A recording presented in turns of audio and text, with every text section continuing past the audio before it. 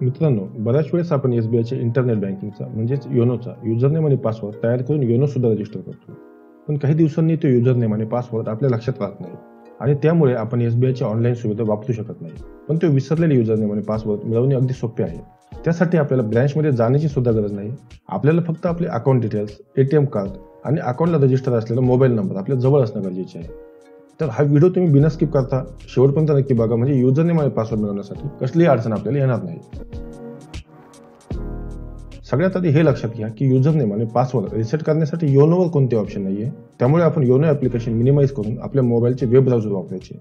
इथे मी Google Chrome browser वापरतोय, तुम्ही कोणतेही ब्राउझर वापरू शकता आणि त्यामध्ये ऑनलाईन एसबीआय सर्च करायचे आहे. नंतर इथे तुम्हाला एसबीआयची ऑफिशियल वेबसाईट म्हणजेच www.onlinesbi.sbi वर क्लिक करून पर्सनल बँकिंगच्या खाली लॉग इनवर क्लिक करून नंतर कंटिन्यू टू लॉग इनवर क्लिक करायचे. त्यानंतर आपल्या पुढे लॉग इनचे पेज ओपन होईल. पण आपल्याकडे युजरनेम आणि पासवर्ड नसल्यामुळे आपण ह्या पेजच्या खाली forgot username log in password असे ऑप्शन आहे, त्यावर क्लिक करूयात. नंतर ड्रॉपडाऊन मेनूवर क्लिक करून 2 नंबरचा ऑप्शन फॉरगॉट युजरनेम हा सिलेक्ट करून नेक्स्टवर क्लिक करूयात. आता आपल्या पुढे एक फॉर्म येईल. तर पहिल्या दाखवण्यामध्ये म्हणजे येथे CIF नंबर टाकायचा.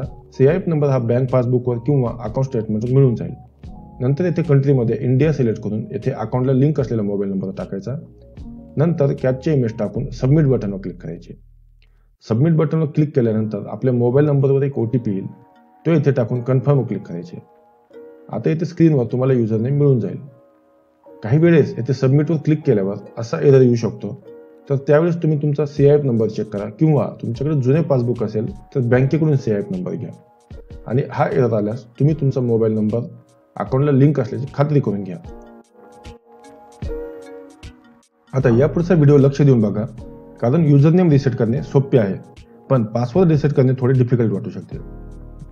पासवर्ड रिसेट करण्यासाठी सुद्धा आपल्याला पुन्हा एकदा एसबीआयच्या इंटरनेट बँकिंगच्या लॉग इन पेजवर येऊन ह्या पेजच्या खाली फॉरगॉट युजरनेम लॉग इन पासवर्डवर क्लिक करायचे आहे आणि पुन्हा एकदा ड्रॉपडाऊन मेनूवर क्लिक करायचे आहे. पण ह्या वेळेस येथे तुम्हाला 1 नंबरचा ऑप्शन म्हणजे forgot my log in password select करून नेक्स्टवर क्लिक करायचे आहे. आता तुमच्या पुढे एक फॉर्म येईल. त्यात पहिल्या दाखवण्यामध्ये म्हणजे येथे युजरनेम टाकायचा आहे, जो की आपण पहिल्या स्टेपमध्ये मिळवलेलाच आहे. येथे अकाउंट नंबर टाकायचा आहे, तो तुम्हाला बँक पासबुकवर किंवा अकाउंट स्टेटमेंटवर मिळून जाईल. येथे कंट्रीमध्ये इंडिया सिलेक्ट करून येथे तुमच्या अकाउंटला लिंक असलेला मोबाईल नंबर टाकायचा आहे. नंतर येथे जन्मतारीख इथे दिलेल्या फॉर्मॅटमध्येच टाकायची आहे. जर तुमची जन्मतारीख 1 जानेवारी 2001 असेल तर तुम्हाला ह्या पद्धतीने जन्मतारीख टाकायची आहे, दुसऱ्या कोणत्याही फॉर्मॅटमध्ये टाकायची नाहीये. आणि शेवटी कॅप्चा टाकायचा आहे. हे डिटेल्स टाकताना एक काळजी घ्या की इथे कुठेही तुम्हाला स्पेस द्यायचा नाहीये. काही वेळेस युजरनेम टाकताना आपल्याकडून शेवटी युजरनेमच्या लास्टला तुम्हाला झूम करून दाखवतो, तर इथे लक्ष देऊन बघा, इथे युजरनेमच्या शेवटी एक स्पेस पडतो. तर हा स्पेस तुम्हाला डिलीट करायचा आहे. या संपूर्ण फॉर्ममध्ये कोठेही स्पेस द्यायचा नाहीये. आता हे सगळे डिटेल्स टाकल्यावर सबमिट बटनवर क्लिक करायचे आहे. सबमिट बटनवर क्लिक केल्यानंतर तुमच्या मोबाईल नंबरवर एक OTP येईल. पण जर सबमिटवर क्लिक केल्यावर तुमच्या पुढे परत तेच पेज ओपन होत असेल तर तुम्हाला तुमचे डिटेल्स चेक करायचे आहेत. जर तुमचा username, account number, mobile number किंवा जन्मतारीख एकमेकांना मॅच होत नसेल तर हा प्रॉब्लेम येऊ शकतो. आणि डिटेल्स बरोबर टाकून सुद्धा सेम प्रॉब्लेम येत असेल तर तुम्हाला एसबीआयच्या ब्रँचला भेटावं लागेल. तर मोबाईलवर आलेला OTP येथे टाकून कन्फर्मवर क्लिक करा.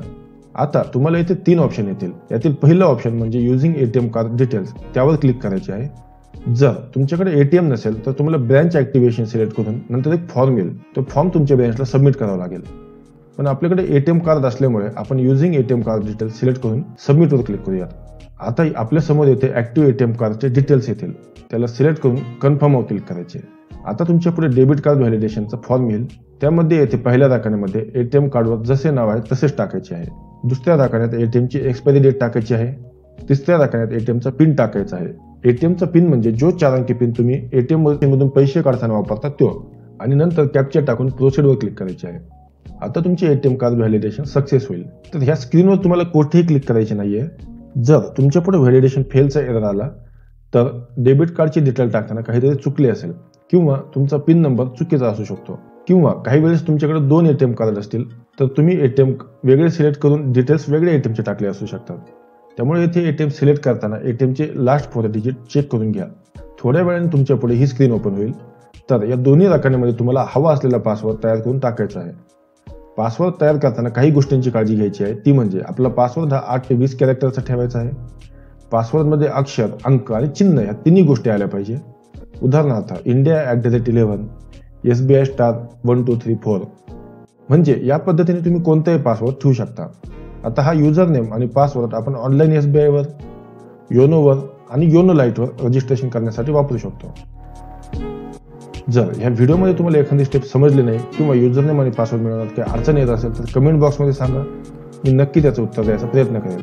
आणि व्हिडिओ आवडला असेल तर व्हिडिओला लाईक करा, शेअर करा आणि असेच नवीन व्हिडिओ बघण्यासाठी चॅनलला सबस्क्राईब करा. चला तर आता पुन्हा भेटूया नवीन व्हिडिओमध्ये नवीन माहिती घेऊन.